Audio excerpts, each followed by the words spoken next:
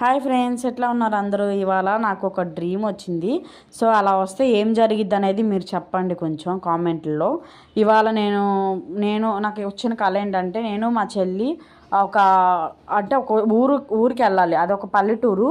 So ఆ ఊర్లో మధ్యలో అంతా ఏంటంటే అసలు ఆ చెట్లు ఉంటాయి. ఆ చెట్లలో ఏంటంటే దొంగలు కూడా ఉంటారు. అంటే మన నగలు అన్నీ లాక్కునేటోళ్ళు కూడా ఉంటారు. సో అట్లా ఉండేవాళ్ళు ఉంటారు. అయితే మనకి ప్రమాదం జరిగిద్దా లేదా అని చెప్పడానికి అక్కడ ఆ ఊరికి మా ఊరికి మధ్యలో ఒక గుడి ఉండిద్దంట.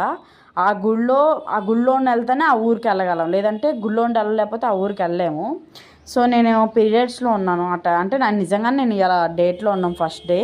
సో ఆ పీరియడ్స్లో ఉన్నానంట, కానీ ఆ గుడికి వెళ్ళలేం కదా.